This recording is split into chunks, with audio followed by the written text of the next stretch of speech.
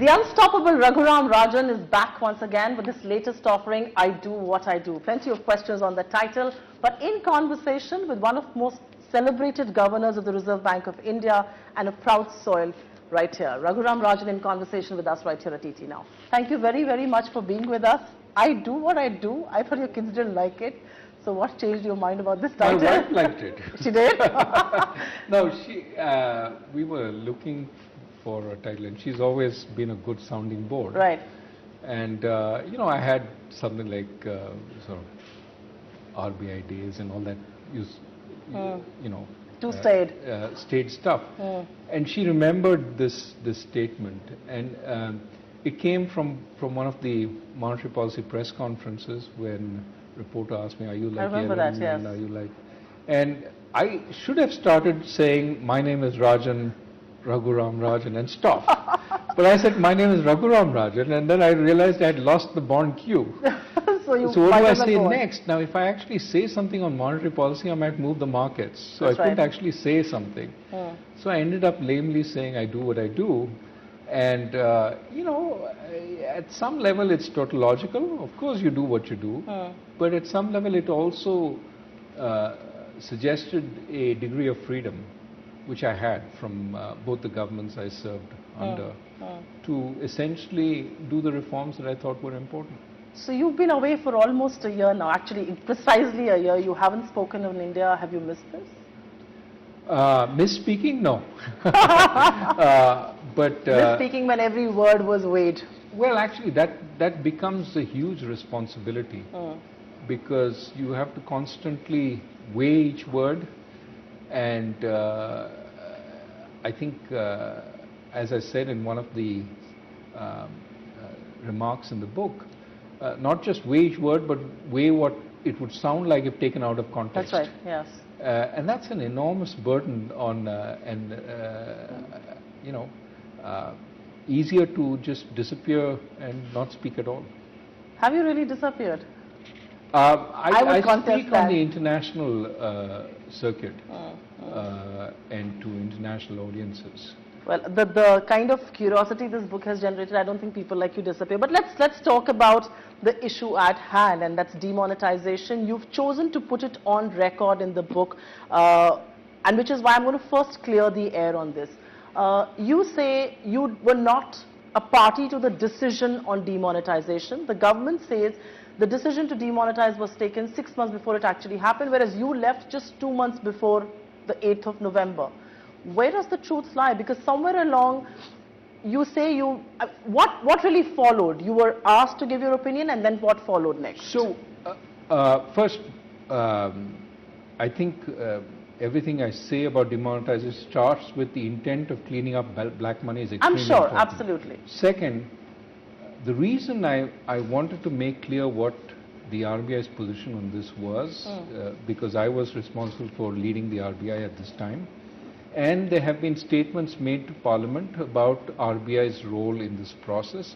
I wanted to make it absolutely clear that we did give advice, and this was the nature of the advice we gave. Of course, without going into the details, which is private communication between the government and the RBI. Now, that said, after we gave this, as I said in the book, a committee was set up, and the committee debated what had to be done, etc., etc. Now, at no point was the RBI, and ultimately the RBI had to, given the process that was followed, had to give a decision on whether to go ahead or not. Yes. We were not asked. That came much later. Nor do I believe a date was set for this process, at least not explicitly in the committee, otherwise I would have come to know of it. There was preparation going on for the possibility, and that is what may have happened 6 months before. So when you say preparation was going on, I'm also given to understand by what you've written that you cautioned the governments against what demonetization could do, and even if the government flagged off those concerns, quoting from your book again, you had prepared a list of what needs to be done so that risks could be mitigated. What was that preparation? Now you're asking me to go into the No, details I'm of just the asking note. you, what is the level of preparation that should have been taken? Look, let me just leave it at the following, which is that if you ask any monetary economist how to get a demonetization which doesn't cause economic disruption, the response you would get is be ready on day one with all the transaction currency that you're replacing. That doesn't mean 100%, but it means to the extent that currency is being used for transactions, be ready to replace all that money on day one. Otherwise, you will get economic disruption. 86% was demonetized. I'm going to come to the impact just yet. But like you said, what the role that you played was more advisory. You were not part of the decision making. You've also said there was nothing on the table that the government put in, which is why you returned. Can I ask you a candid question? Will you allow me to? And if I can, did you leave because of demonetization? No. Again, as I said, there was no decision taken, in my view, at that point, nor were we asked to make a decision. I left, as I said, because we didn't come to an agreement on the terms of my continuing.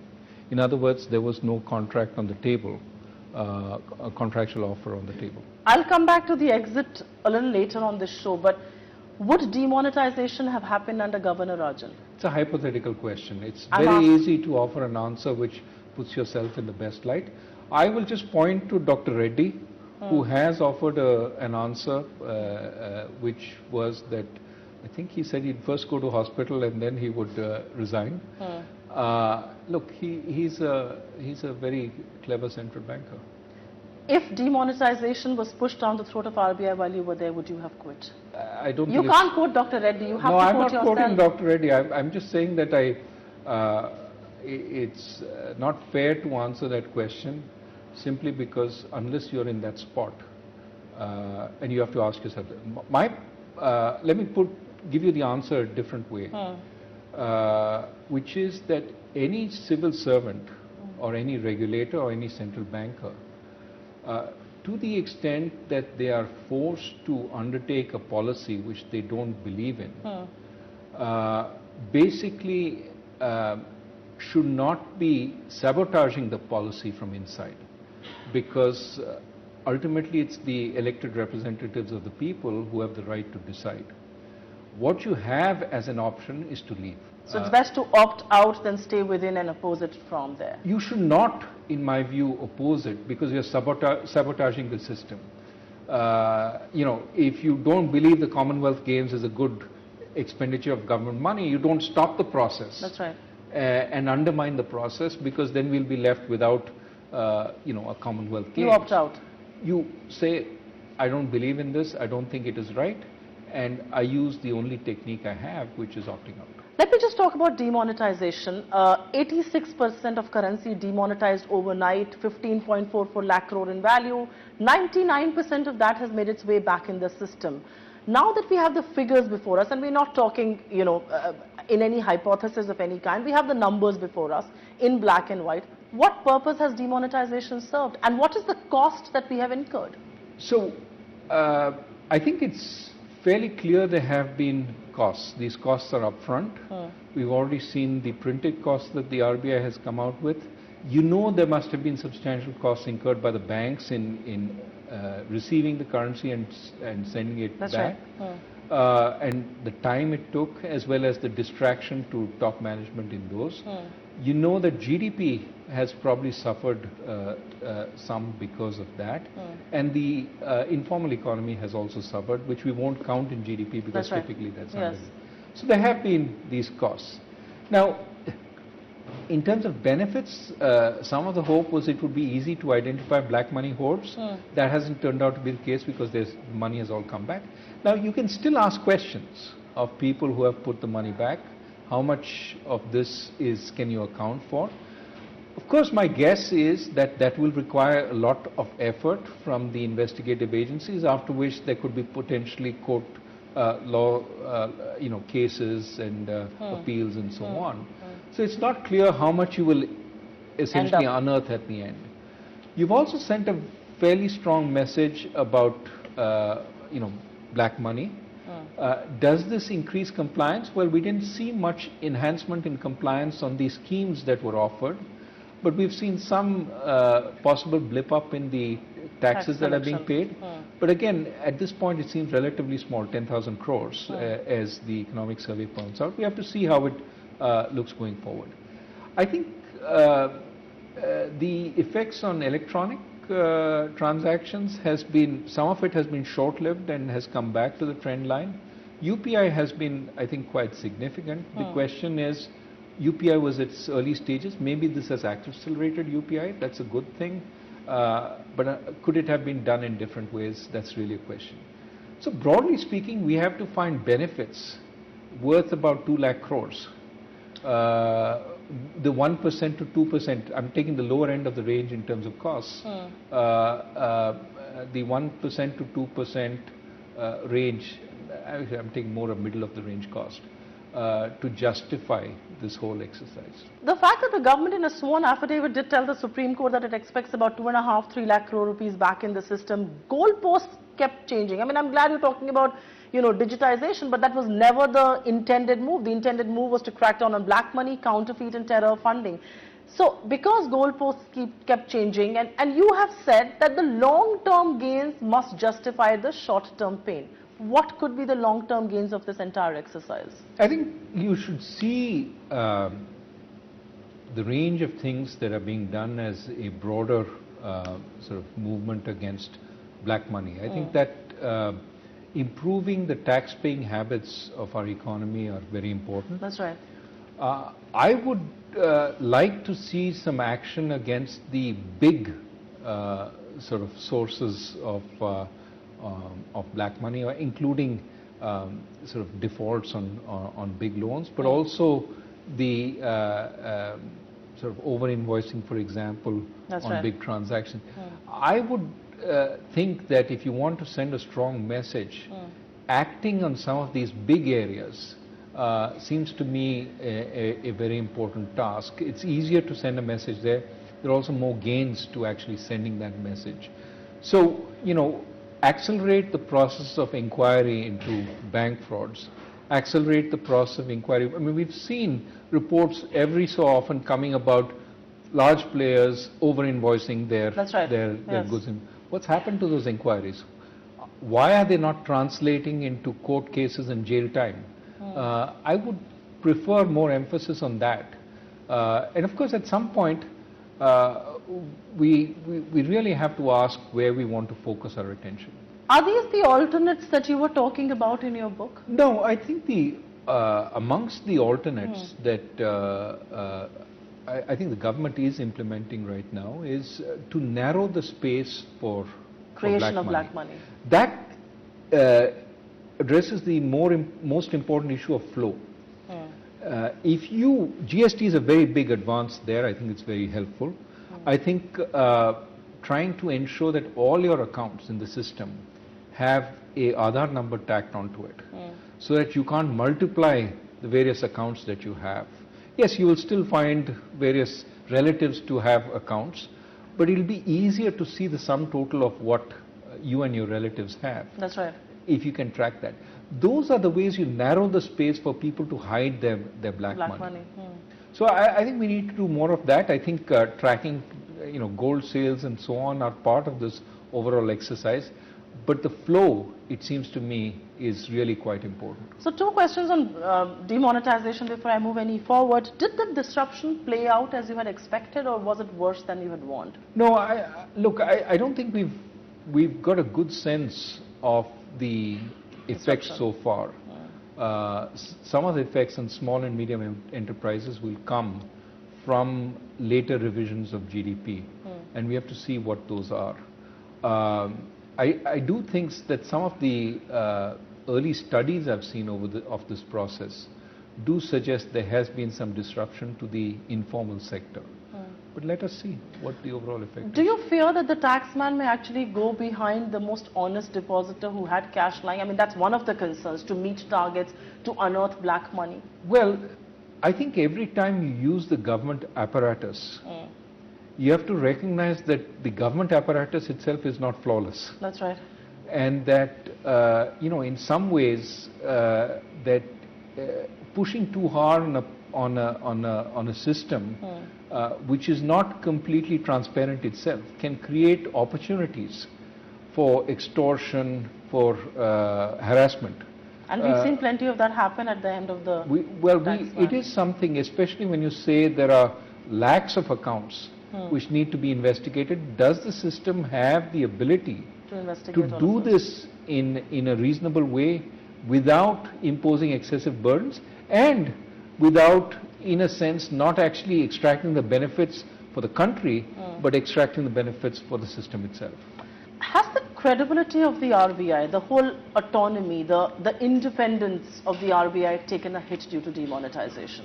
Well, I think that's a difficult question to answer because, again, I think this is something that I will go back to Dr. Reddy when he talked about loan waivers that he said he was against, and I think rightly so. But ultimately, when the government decides something, there is a section in the RBI sort of act which allows the government to give a directive to the RBI, thou shalt do this. Now, even without going there, remember how the previous demonetization was done. It was done through an ordinance. That's right. So there are ways that legally the government can bypass the RBI. So this seems to be an area where the framers of our constitution have decided that they don't want the RBI to be the stumbling block, or even if they didn't think about it, since then Parliament hasn't acted to close off this particular area.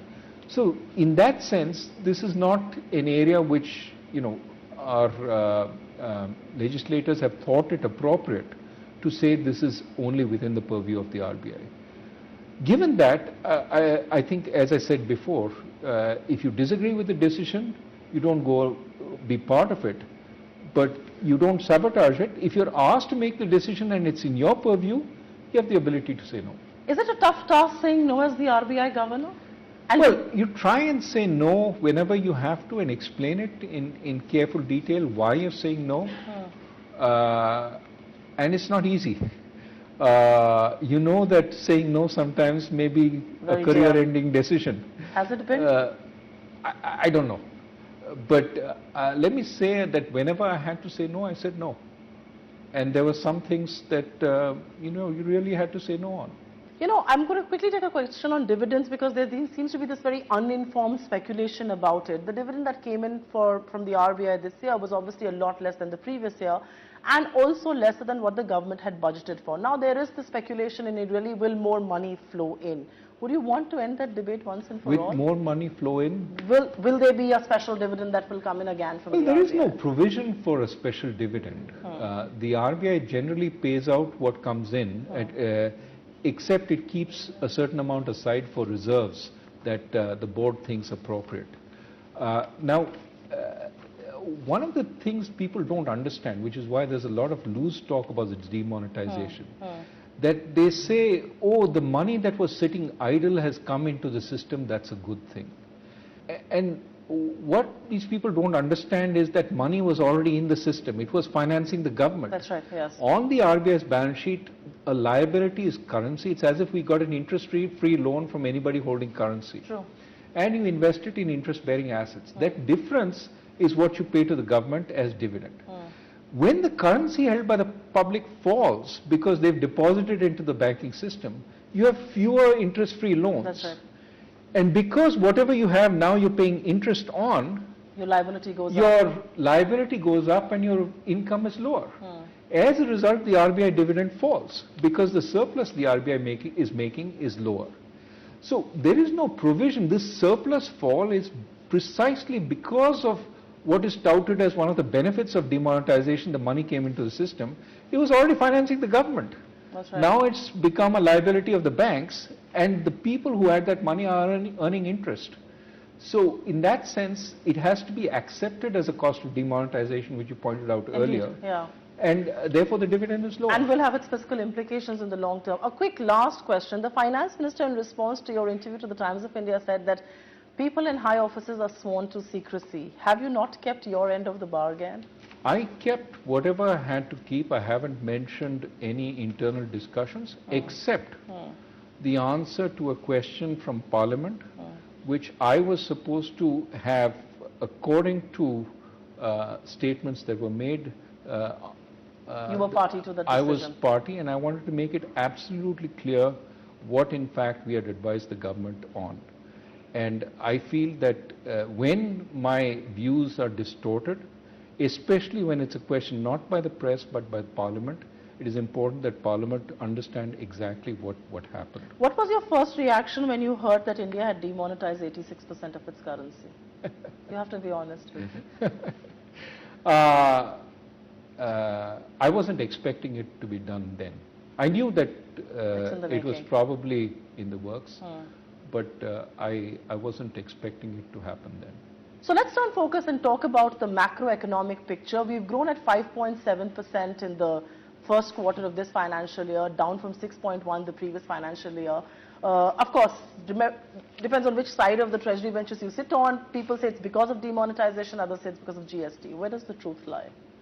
I think we don't know, right? I mean, there are three factors, not just two. There's the twin balance sheet problem that Arvind has pointed out, and that we were focused on trying to clean up. The corporates with high leverage not investing, and the banks not lending. That combination has been a big factor in the slowdown. I think the effects of demonetization, which we can't truly tell apart from that first factor, and of course anticipation of GST, which has also slowed down the economy. Put these three together, I think they must explain some big fraction of the slowdown, because we are slowing down even while the rest of the world is growing faster. Precisely. Do you expect things to improve in the second quarter? Well, because I mean, people like Rajiv Kumar at Niti Aayog have said we'll grow at 7 to 7.5%. I would hope they would improve, but you know, with growth forecasts, I think you have to be somewhat careful about making specific, because it's not clear. We've never experienced these combination of circumstances, so it's not clear that we have precedent to go on. Will you answer an honest question? Have we brought India's growth trajectory down from 8 to 9, then 7 to 8, and now between 6 to 7%? Should we make our peace with the fact that we will grow between 6 to 7? Well, I would really hope that given our level of per capita income, this doesn't become a potential growth. But you fear it will? No, I don't. I do think there have been a bunch of circumstances. We have to work very hard to clean up our balance sheets. That's something that we should, you know, like many things, should have done yesterday rather than still be in the process of doing that. We have to work hard on fixing the power sector, which, you know, there's no reason when we have the potential to produce so much power that we still have power blackouts in certain parts of the country. We don't have 24/7 power throughout the country. And I think fixing the problem of DISCOMs, accelerating the real sort of reforms that Uday wanted, as opposed to the financial reform, is very important. And finally, on the educational sector, I think we need to improve, you know, the quality of the education our kids are receiving on a war footing.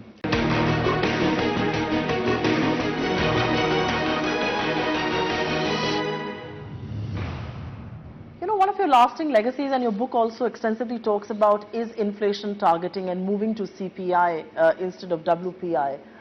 There has been, of course, a battle of words between the RBI and Finance Ministry, with Arvind Subramanian essentially saying that the forecast errors are large and systematically one-sided in overstating inflation. And they've said that there has been an error in reading the forecast, in getting the number right. Do you feel so? You know, exposed there will always be errors, right? And they could be in either direction. I remember when we started out on this process, nobody thought we had a chance of reaching anywhere near the inflation sort of targets or the glide path we had set. That's right. Everybody said you're bound to fail. Why are you setting such hard glide paths? Now the accusation is that we've done even better and therefore True. there is a problem. Now, ultimately, you know, you have to you have appointed the experts on the Monetary Policy Committee, and you have to let them do their jobs. We can always guess, you know, what the right measures should be, and so hindsight can be 20/20. But I mean, unless you think these people are deliberately biased, and there's no reason to believe that the people you appointed are deliberately biased. And remember, the government appoints the governor, the deputy governor, as well as the 3 members of the MPC. That's right. Why would they want to Sabotage you have to agenda. explain what that rationale is. So you don't believe that the RBI has been behind the curve in cutting rates, and has it reduced? I will not comment on current monetary policy. I think it is not appropriate for me to do that. What I will say is just about the process. The whole process of the Monetary Policy Committee is to appoint experts that you think are unbiased, and I think the government has done a good job in doing that. Now let them do their job. If I were to just ask you as a macroeconomist, between growth and inflation, which of the two things concern you more about India today? No, today I would say that the big worry is that growth has fallen considerably, and we need to ensure that we accelerate the pace of reform so that growth sort of picks up, as well as conveying to the business community there are no surprises that are waiting. They should feel confident in investing. But that said, I mean, it would be nice if we could feel entirely confident about inflation also going forward. Clearly, what it seems currently is certainly from analyst projections that there are underlying reasonable, concerns. but there are Yes. underlying concerns. So one of your everlasting legacies will have to be the war that you waged against inflation. Obviously, didn't take it to its logical end. How will you assess the current process of resolving NPAs? And are you disappointed with the pace, or are you at least glad that there's some kind of a legislative ring fencing that has now happened? No, I think this has been an extraordinarily important move of putting in the bankruptcy code and of operationalizing the NCLT. I think the sort of actions by, for example, the Supreme Court in limiting the extent of appeals and so on is been quite important. And I think if we can make this a time-bound program, it'll be exactly what the system needs, given that there are a bunch of out-of-court resolution processes that we put in place, SDR, the forum, the joint forums and so on, GLFs. I think putting all those together with this threat of bankruptcy code should speed up the resolution process. What is still missing is confidence amongst the bankers that if they make the appropriate decisions, that they will be not questioned. And I think the government is working on something there. Hopefully that will give the bankers more confidence. But if you have that piece in place, I think we should see a improvement in the pace of resolution. Your book also outlines, I think, Virulacharya's NYU study where he says that innovation is low in countries with much stricter creditor rights. Do you believe, I mean, while it's a good thing to resolve NPAs and, you know, there should be a legislative ring fencing so that everybody can make a decision which wasn't being made, but at one level, does it also kill the risk-taking ability of a corporate? So I think that we have an asymmetric system, which I talked about in one of my speeches, which is for the big guys, it's a little too lax. That's right, yes. They treat debt as equity. For the little guys, it's probably a little too harsh because we've tried to set the system at a level where we can impose some sort of discipline on the big guys. On net, it's probably a little too hard for the little guys, a little too soft for the big guys. Hopefully, the bankruptcy court will correct some of that distortion.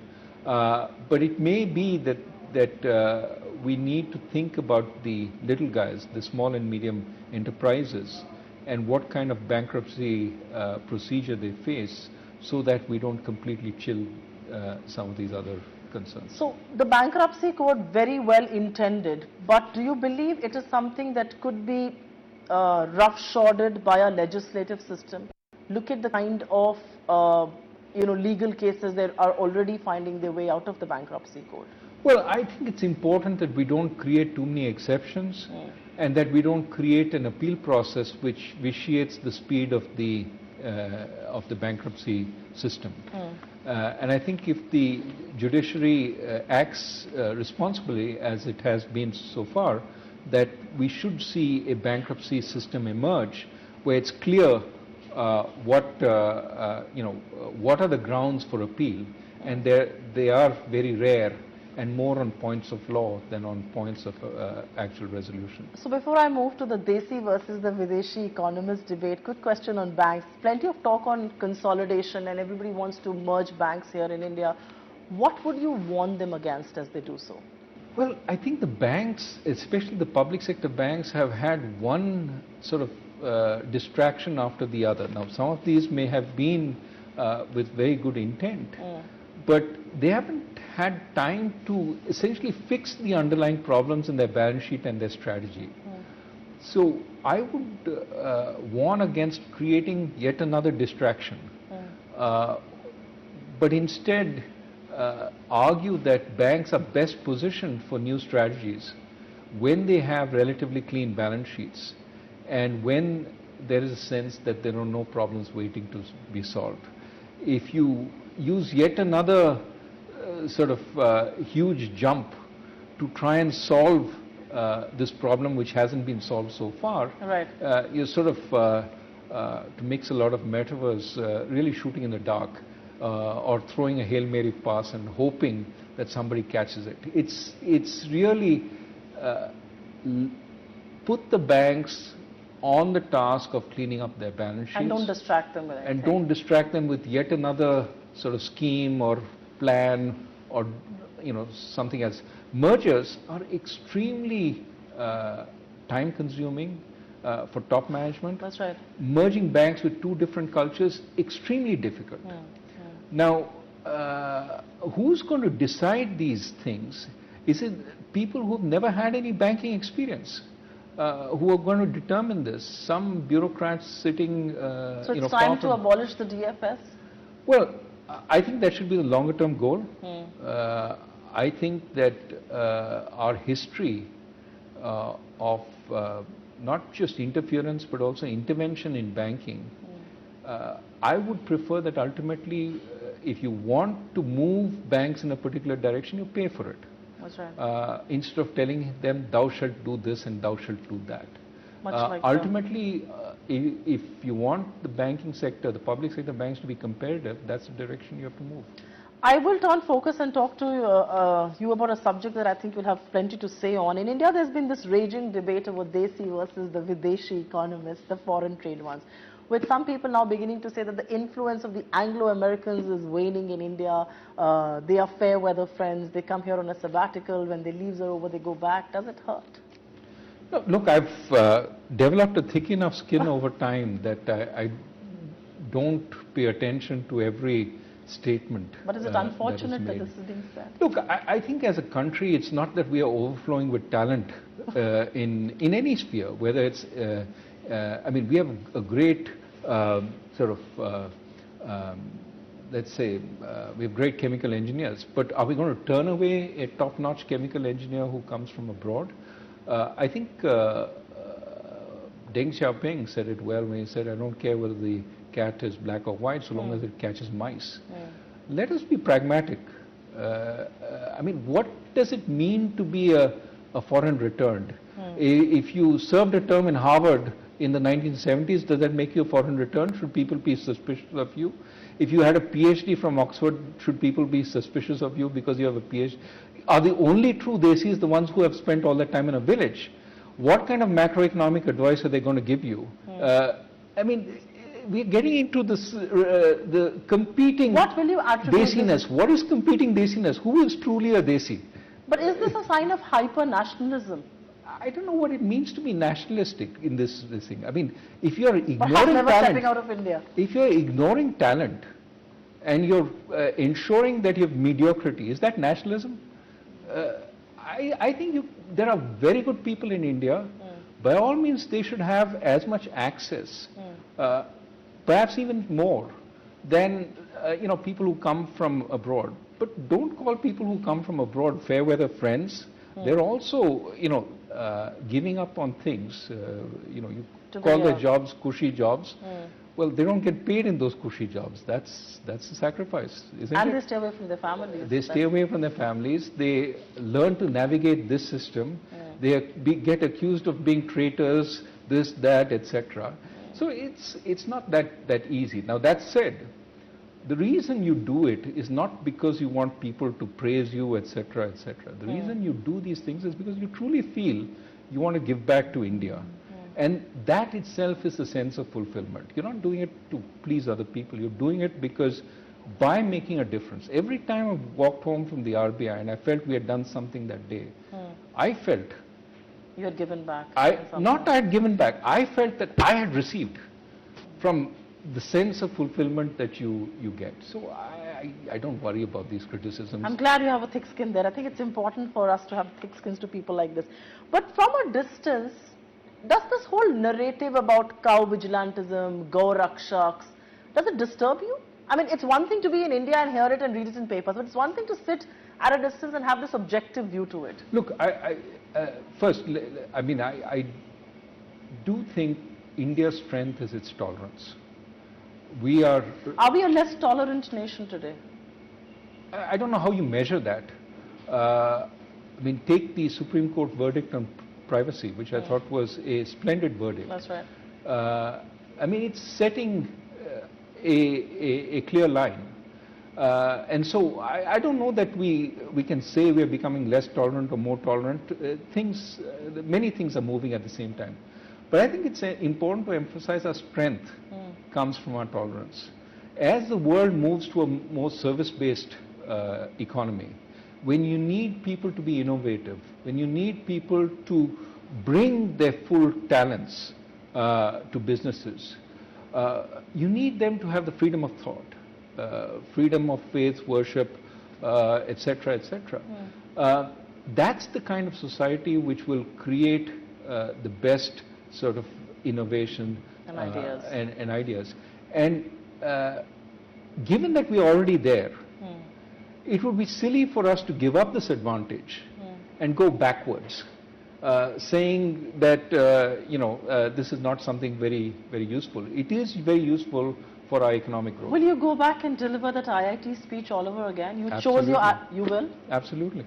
Do you think that put you in the line of fire as far as the Swadeshi brigade was concerned? I think when people interpret those speeches, and there is not one word I would change in that speech, then you need to look inwards and see what the problem with themselves is, rather than point a finger at others and say this problem. Why did you consciously choose to speak on that subject? You chose to navigate away from macroeconomy at your alma mater. Well, actually, if you look at that speech, there is an underlying, the point Yes, I just there made, is. Yes, there that is.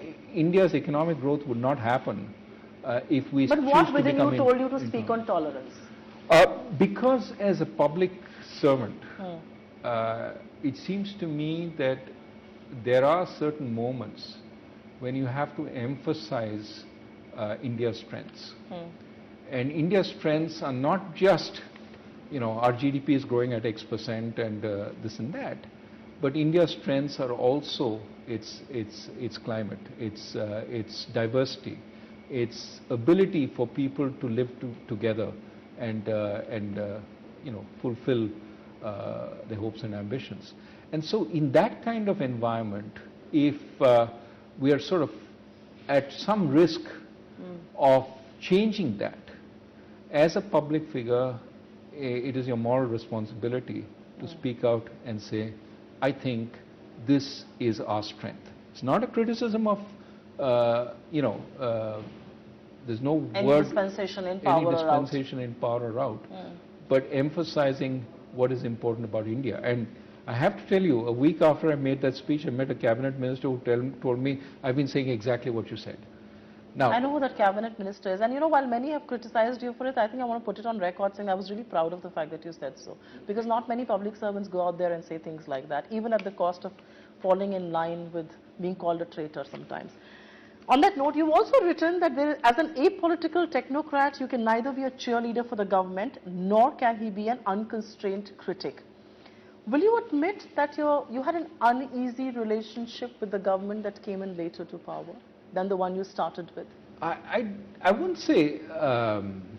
It can't be the same level of being cordial with both, was it? No, I think it was a cordial relationship with the central powers. I think I had a longer sort of experience of dealing with both Prime Minister Manmohan Singh and Mr. Chidambaram because I'd met them in previous avatars. That's right. I had done a report for Prime Minister Manmohan Singh on financial sector reforms, and I had, periodically met him way before I became economic chief economist, as well as. So I had a relationship. I met Mr. Modi and Mr. Jaitley for the first time after they won the election. So it was a new relationship, but I can't say that it was different in terms of. Do you feel let down that in your new relationship the Prime Minister did not stand by you when you were being attacked by members of his own party? Different people have different ways of responding to situations. I don't know if he was a diplomatic professor. Has Chicago done this to you? I don't know. I want to just put on record one thing and just ask you on your terms of exit, because I think there's so much written and said and there are just so many conjectures that even though I've interviewed you thrice on this, I kind of get lost. What really happened? Did you ask for a shorter term? They weren't willing to give you? Were they offering you a longer term? Why did you choose to go back? So without getting into the details of the discussion, I had to remember I had a 3-year term. So term was ending, and I wanted to figure out whether the government wanted me for more time or I was free to go. It was quite possible that the end of the term would come and I would be free to leave. So we started talking about it, and at the end of it we came to the conclusion that there was no sort of extension on offer, no new term on offer. It's not an extension, a new term on offer, and that's where it ended. How would you assess the last 1 year at the central bank? Not yours, but your successors. I would stay away from that. Why so? It's not appropriate for. I would hate for my predecessor to sit in judgment on what's been happening. It's not appropriate for me to comment. What do you miss most about the RBI? There's a wonderful staff at the RBI and a wonderful camaraderie amongst the staff. Various management retreats where everybody gets together. Now, of course, those people know each other for 30, 35 years, but That's they right. made me feel part of that family. So it was a very warm feeling, and I thought that's one thing. The people you miss. Do you see yourself make a comeback to India at all in any form? I know you've said you're averse to politics. Has 1 year in Chicago changed that at all? No. Look, I am not a politician, or at least I hope I'm not, in the sort of adverse sense of that statement. But look, I said in my farewell letter that I would be happy to return if the country wanted my services, and we'll see when that we'll cross that road when it comes. You don't miss the archlights, you don't miss the adulation, being called rock star, James Bond, Ranbir Kapoor. That got to be. It should be more Shah Rukh Khan and Amitabh than Ranbir Kapoor. I have no idea where that came from, but look, I actually am, believe it or not, a retiring type. I love spending my evenings sort of reading my books and writing my stuff, and I'm working very much on my next book, which is not speeches and not about my term at the RBI and the excitement and the ups and downs. Is it a tell-all tale? No. This is actually more about the nature of community and economic life and how that's changed over time and why that explains the rise of populists. So it's more a think piece. So this is the bestseller. There's another bestseller in the making. But on that note, sir, thanks very much for speaking to us, sir. Thank you.